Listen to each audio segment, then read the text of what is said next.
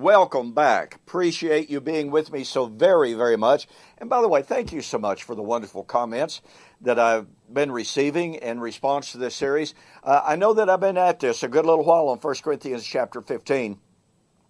But 1 Corinthians 15 is so grossly misunderstood by the great majority of people. It is essential for us to understand what Paul is drawing from, the context of his prophetic expectation.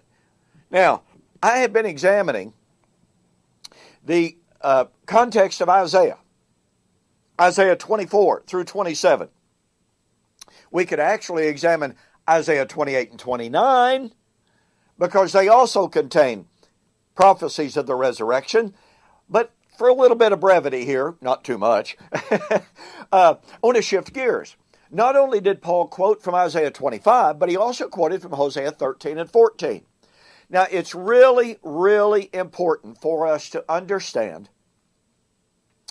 that the book of Hosea serves as an inclusio in 1 Corinthians 15. Now, what's an inclusio? In ancient Hebraic thought, in writing, a writer would introduce a quotation from a given text of the Old Testament. Later, he would give another citation, and his readers or his listeners were expected to understand that everything between those two quotations had a bearing on and was included in that speaker's thought. Now, why is that important? It is important because Paul begins his discussion of the resurrection in 1 Corinthians chapter 15 by citing, or I should say, alluding to Hosea chapter 6. Paul said, I delivered unto you, the Corinthians, the gospel, which you heard, which you received, which you obeyed, wherein also you stand, by which also you are saved, if you keep in memory what I delivered unto you, how that Christ died for our sins according to the Scriptures, how that he was buried, how that he was raised again the third day according to the Scriptures. Well, guess what? Hosea chapter 6 says, on the third day, he will raise us up. We will live in his sight. It is almost universally admitted among conservative scholars that Paul is drawing from Hosea chapter 6, and that Christ is the representative of Israel. Israel is raised through Messiah. Through his resurrection is the only way that Israel would be raised. Now, that means that we have Hosea chapter 6 being cited and alluded to by Paul in 1 Corinthians chapter 15, 1 to 4. And then in 1 Corinthians chapter 15, 54 to 56, Paul quotes from Hosea 13. That lets us know that Paul is including Hosea in basically the entirety of Hosea is in Paul's mind. Now, look, I've got to tell you, this is exciting, exciting stuff. I have produced a 30-lesson audio MP3 series on Hosea, the source of Paul's resurrection doctrine. I have adduced 22 direct parallels between Hosea and 1 Corinthians 15. 22 parallels, ladies and gentlemen. These are not accidental. They are not coincidental. It is more than obvious that Paul is drawing directly from Hosea. We already know that.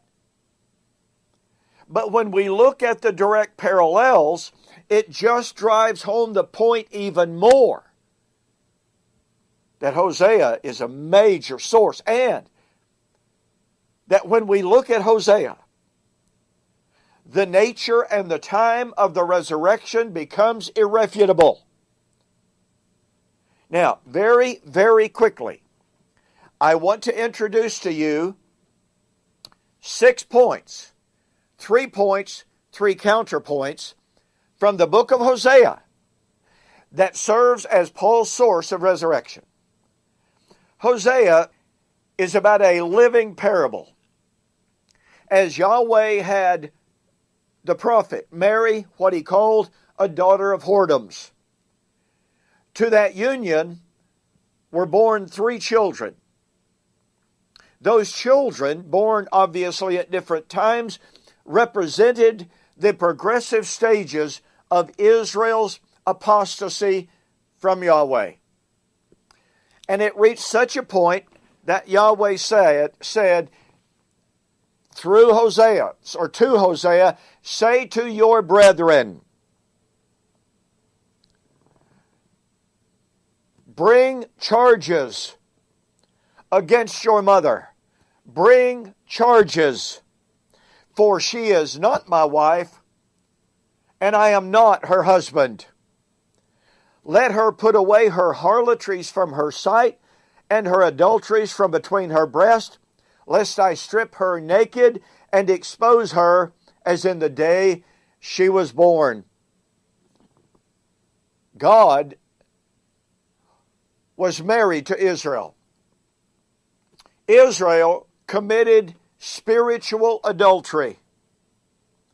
God divorced her. Now, here are the 3 points. Hosea breaks itself down beautifully into God's marriage, his divorce. So we will call it the divorcement, the departure, and the death. In Hosea 2, God divorced her.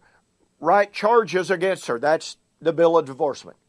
Number 2, Yahweh said in Hosea chapter 5, verse 14 and following, I will depart and I will return to my place until they repent. There's the departure.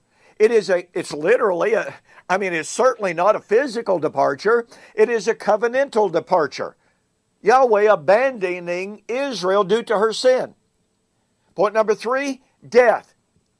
He said, I will tear her. I will tear her as a young lion tears his victim, and no one will recover. Hosea chapter 6, he has slain us with the words of his mouth. So what do we have? Divorce, departure, and death. Oh, but God is a gracious God. The Lord said that he would remarry her. Hosea chapter 2, 19 and following. In the last days, actually verse 18 and following, he said, I will make a covenant for her with the animals of the field, a covenant of peace. Covenant means marriage. Verse 19, the Lord promised that in the last days, I will betroth you to me again in righteousness. I will betroth you to me forever. Remarriage. Point number 2, the Lord said, I will return. I will depart until. And in Hosea chapter 6, he will come to us like the dew of the morning. And point number 3, resurrection. He will come to us. On the 3rd day, he will raise us up, and we will live in his sight. Beautiful, beautiful picture. We thus have in Hosea Paul's source for his resurrection doctrine. The nature of the resurrection. The death was not biological death. The departure was not of Yahweh literally, visibly, bodily departing. The death was not biological death. It was alienation from God, being sent into captivity. But Yahweh said he would make a new covenant with her. That's the remarriage. He would come to her by means of that marriage covenant. He would raise her up. Raise her up out of what? Oh, the dust, as we saw in Isaiah chapter 26, but it's not literal physical dust. It's a metaphor for alienation. It's a metaphor for spiritual death. He said, I will raise her up. They said, He will raise us up, and we will live in His sight. Live in fellowship. Being given life through Messiah, the resurrection of Messiah, who was raised the third day, just as Paul said. You see, Paul's source of resurrection doctrine, being Hosea, is a powerful, powerful refutation of the traditional view of resurrection in 1 Corinthians 15. And yeah, we've got more on Hosea and 1 Corinthians 15. But in the meantime, again, get a copy of the book. Go to my website, donkpreston.com, bibleprophecy.com. Go there and order my series, my DVD series on Hosea, Paul's source of resurrection doctrine. 30 lessons on Hosea showing where Paul got his resurrection doctrine. You can order that set off of my websites. Well, thank you again for joining me. We'll see you on the flip side.